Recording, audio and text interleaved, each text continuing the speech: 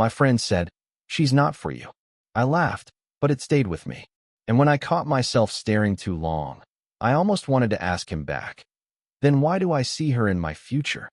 It began on a Tuesday, nothing remarkable about it.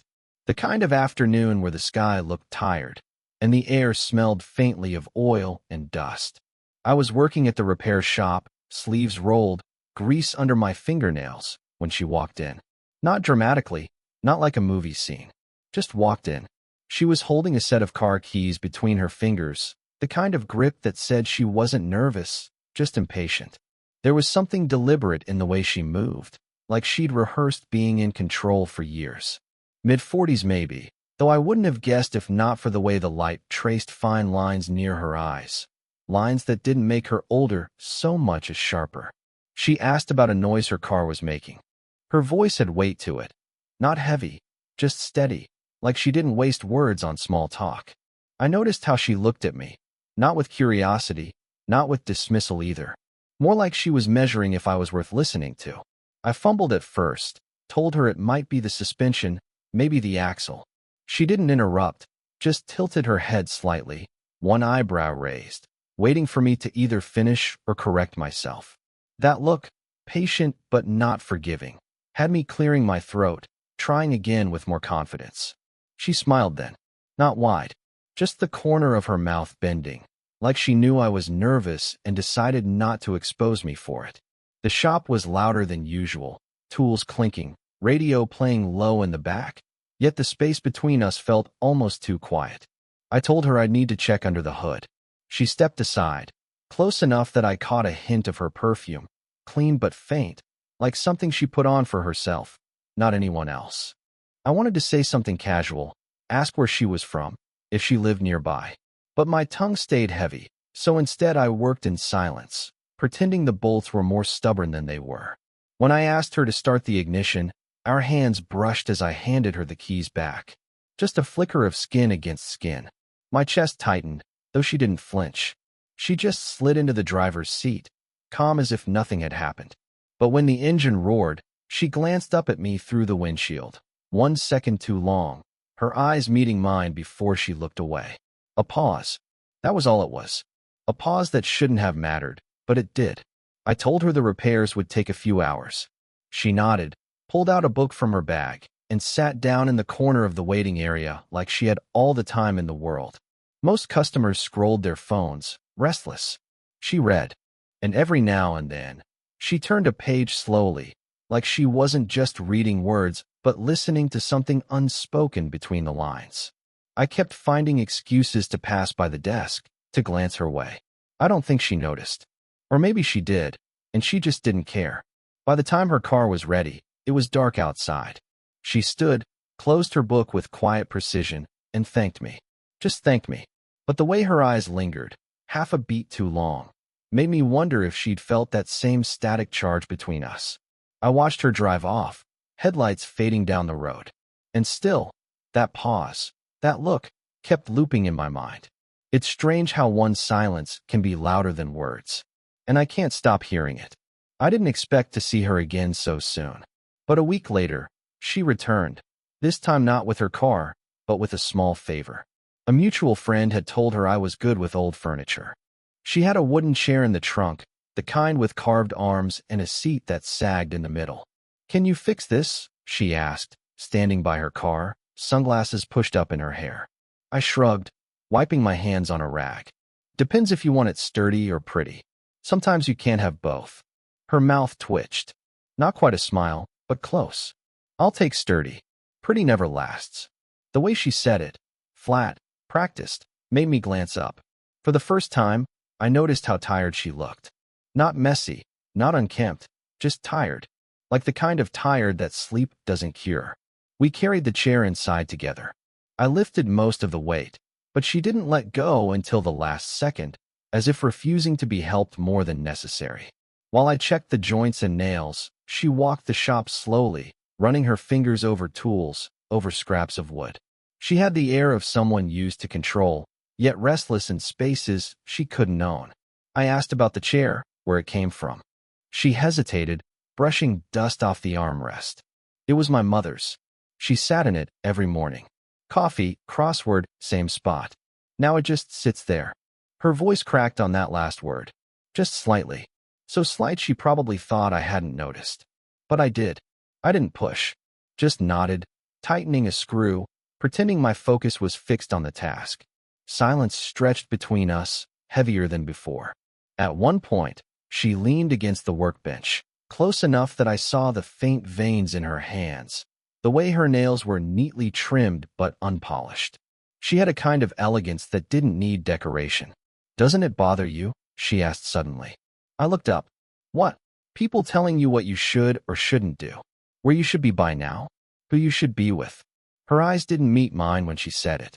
She stared at the floor, arms crossed, as if bracing herself for some echo she didn't want to hear. I swallowed, trying to read her tone. Was it a question or a confession disguised as one? "I guess it only bothers me if they're right," I said quietly. That made her laugh, short, surprised, and almost bitter. She shook her head, but her lips softened, as though I'd said something truer than I meant to. The chair repair took longer than expected. She didn't seem in a hurry, though.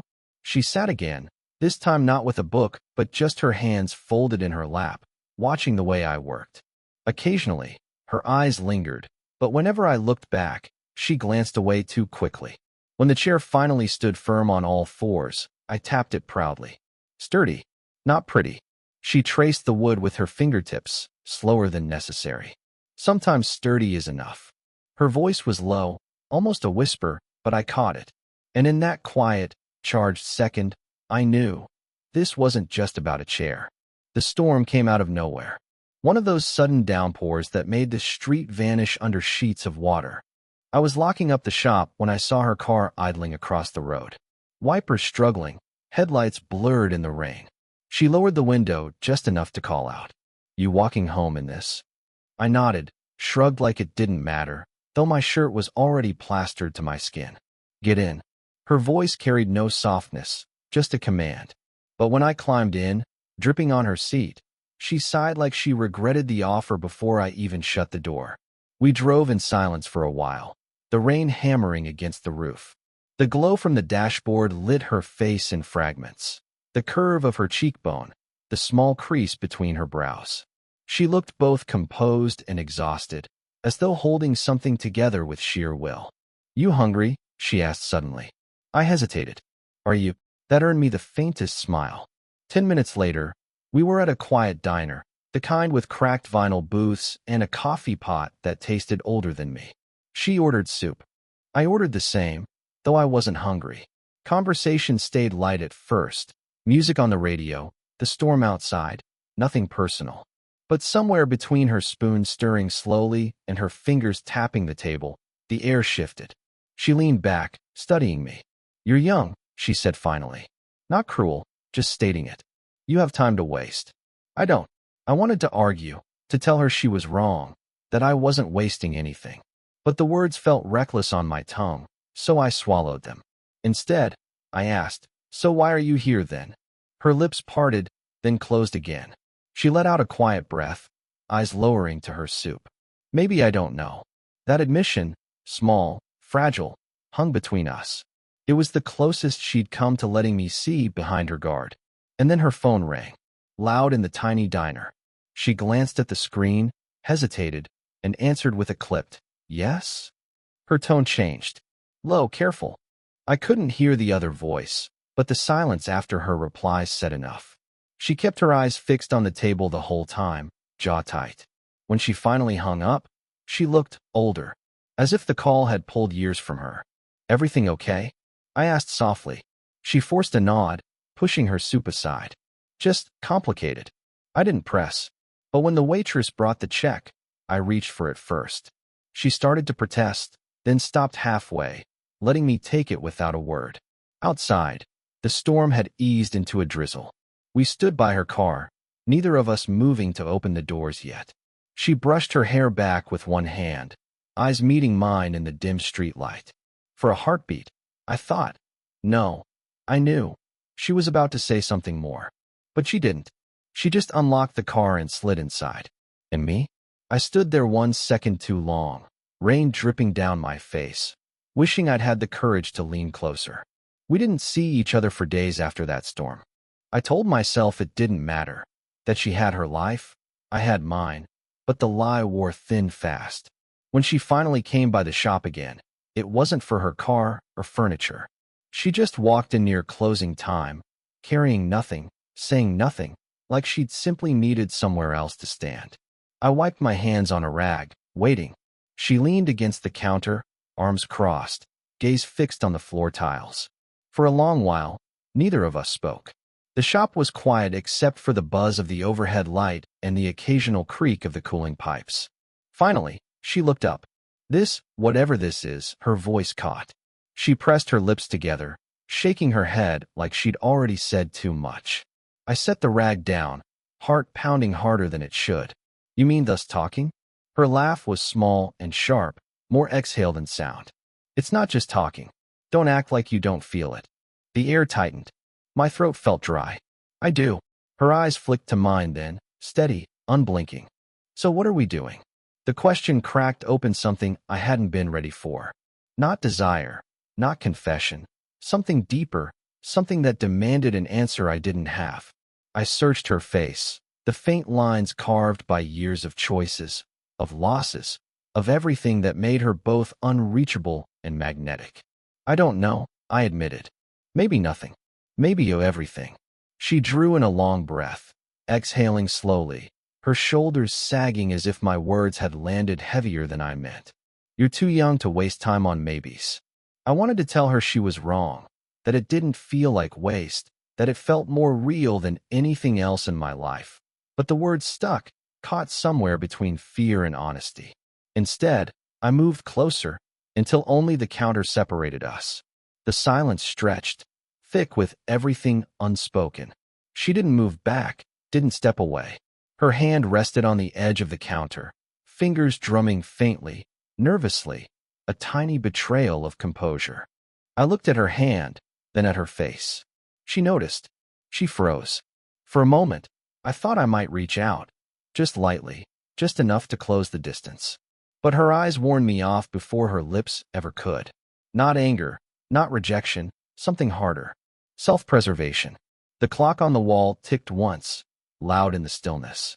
She whispered then, so quietly I almost missed it. You'll hate me if you let this go on. Her voice was flat, but her eyes shone with a truth she couldn't hide. And for the first time, I saw not her confidence, not her control, just the fragile fear underneath. She didn't come back to the shop this time. She called. Her voice on the other end was steady, almost casual. Do you have a minute? I need help moving something heavy. I told her I'd be there. Her house was quieter than I expected, too quiet, like the kind of silence that belongs to someone who doesn't want to disturb their own memories. She led me to the living room, where a box sat by the window. Cardboard edges worn, tape peeling. It's been sitting there for months, she said. I keep telling myself I'll deal with it. I bent to lift it, but she stopped me. Wait. When I looked up, she was staring at the box like it was alive. Finally, she pulled at the flaps and opened it. Inside were stacks of old photographs, letters, a few faded shirts folded neatly. She lifted one photo, brushed dust from the frame. A man, smiling wide, arm around her shoulders. She was younger in the picture, maybe my age. Her smile back then was different, unguarded, bright in a way I'd never seen. She didn't look at me as she spoke. We were married. He died 10 years ago. Car accident. One of those nights you wish you could rewind, just 5 minutes. Her words were simple, almost flat, but her hands trembled as she set the photo back in the box. I didn't know what to say. My chest tightened, not from jealousy, not even from sorrow exactly, but from the sudden understanding of why she carried herself the way she did. Why she pulled back whenever the air between us thickened. You remind me of him sometimes, she said then, voice barely above a whisper. Not your face. Just the way you look at me, like I'm not finished. Her eyes finally met mine. For a second, I forgot to breathe. I wanted to reach for her, to anchor her somehow, but I stayed still. Because this wasn't about me. It was about the weight she'd been carrying alone, and the fact that letting me see it was already more intimacy than either of us had planned. She closed the box gently, pressed the flaps back down. I shouldn't have told you that, she murmured, almost to herself. But I shook my head. I'm glad you did. We didn't touch. We didn't move closer. The moment didn't need it. The revelation itself was enough, like the floor beneath us had shifted, subtle but permanent. When I finally left that night, the image of her standing in that quiet living room stayed with me. One hand resting on the sealed box, eyes distant yet fragile, and her words kept echoing long after I walked out into the night. You remind me of him. After that night, nothing was the same. Not because we spoke about it again, we didn't, but because silence had changed shape between us. It wasn't avoidance anymore. It was knowing. She came by the shop on a late evening when the sun had already slipped behind the rooftops. The place was half dark, the smell of oil and wood hanging heavy. She didn't ask about her car, or the chair, or anything at all. She just stepped inside, closed the door, and leaned against it like she needed the room more than she needed me. I wiped my hands, waiting for her to speak. She didn't. She only looked at me, steady, unflinching, like the question she'd asked before. So what are we doing?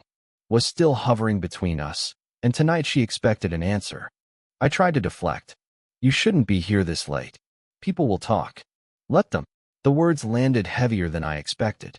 She crossed the room slowly, each step deliberate, as if she was weighing the cost of every inch that closed between us. When she stopped, we were close enough for me to notice the faint scent of her perfume and the way her breath hitched once before steadying. I can't promise you anything, she said quietly. Her voice wasn't trembling, but her hands were, just slightly, enough for me to see she wasn't as composed as she wanted to be. I don't even know if I should let this exist. I nodded because I understood, because I felt the same uncertainty coil in my chest every time I thought about her. And yet, standing there, with her eyes fixed on mine, the alternative, to keep pretending, to keep distance, felt impossible. I don't need promises, I said. I just don't want to walk away. Her gaze softened then, a flicker of vulnerability breaking through the walls she'd built.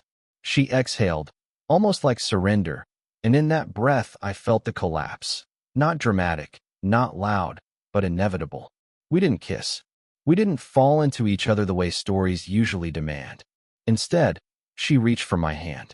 Slowly, cautiously, her fingers brushed mine, then curled around them with a grip that was both fragile and firm. It was enough. More than enough. We stood there in the dim light of the shop, our hands tangled, neither of us moving to make it more or less than it was. The world outside carried on, cars passing, voices in the distance. But inside, time seemed to thin out, leaving only us, and the quiet acknowledgement that whatever we were, whatever came next, it had already taken root. No declarations, no vows, just her leaning her forehead against mine for a brief, trembling second before stepping back. And in that silence, I knew we had crossed a line we couldn't uncross. I think about that night more often than I admit. Not because it was dramatic, it wasn't. No fireworks, no grand declarations. Just two people standing too close in a quiet repair shop, holding on to each other like it mattered. Back then, I didn't understand what I was stepping into. I thought love meant certainty, bold choices, things you could announce without hesitation. She showed me it isn't always like that.